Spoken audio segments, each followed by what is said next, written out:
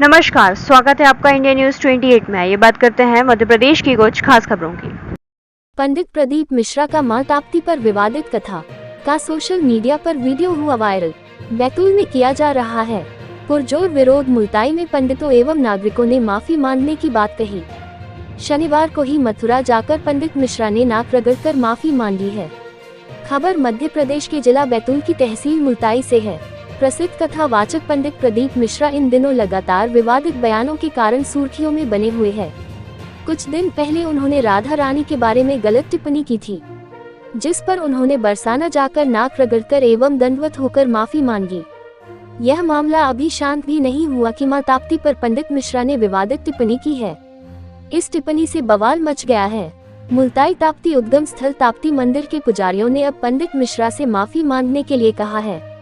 Social media पर पंडित प्रदीप मिश्रा का एक वीडियो वायरल हुआ है, जिसमें पंडित मिश्रा कह रहे हैं कि ताप्ती मां कृष्ण पर मोहित हो गई थी और इस कारण यमुना ने उन्हें श्राप दिया था। ताप्ती मंदिर के पुजारियों का कहना है कि पंडित मिश्रा द्वारा कही बात का शास्त्र में उल्लेख नहीं है। ताप्ती मंदिर मुल्ताई के पुजारीगण ने बताया कि पंडित मिश्रा ने अपनी कथा में मां ताप्ती के बारे में गलत जानकारी दी है। इस तरह की जानकारी देकर लोगों की आस्था के साथ ठेस पहुंचाने का काम किया जा रहा है। मां ताप्ती इस प्रकार कृष्ण पर कभी मोहित नहीं हुई। मां ताप्ती के जल से अस्थियां परिवर्तित होती है, ये ताप्ती की मुख्य महिमा है। पंडित मिश्रा ने मां ताप्ती के बारे में गलत जानकारी देते हुए लोगों को गुमराह करने का काम किया जा रहा है। पंडित प्रदीप मिश्रा के इस विवादित कथा से मां ताप्ती के चाहने वालों के दिल में काफी आक्रोश पनप रहा है। मां ताप्ती के चाहने वालों का कहना है कि पंडित प्रदीप मिश्रा अपने दिए गए बयान को लेकर वे मुल्ताई में आकर माफी मांगे, अन्यथा उनके खिलाफ जबरदस्त विरोध प्रदर्शन किया जाएगा। पंडित प्रदीप मिश्रा का ये वीडियो सोशल मीडिया पर खूब वायरल हो रहा है। हालांकि अभी यह जानकारी सामने नहीं आई है कि यह टिप्पणी उन्होंने कब कही, लेकिन वीडियो अब सोशल मीडिया पर खूब वायरल हो रहा है। इस वीडियो के बाद कई लोग पंडित मिश्रा का विरोध भी करने लगे हैं। बैतूल से जिला ब्यूरो चीफ मोहन प्रजापति की रिपोर्ट। प्रदीप मिश्रा द्वारा ताप्ती कथा के दरमियान जो भी मां ताप्ती के संदर्भ में बात कही गई, तो अभी वर्तमान समय में इस पर भी जो जानकार लोग हैं वो उसकी तीखी भर्त्सना कर रहे हैं।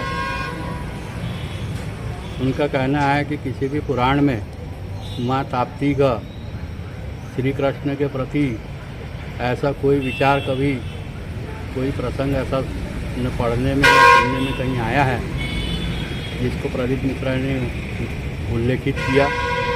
और मां ताप्ती का जो अस्थि गलने का गुण है वो इस पानी को सर्वोत्तम बनाता है और इसकी महत्ता ऐसी है कि ये सृष्टि की प्रथम सरिता के रूप में आई है। यमुना जी तो ताप्ती जी की बड़ी बहन जरूर है, लेकिन वो ताप्ती के बाद में जल रूप हुई।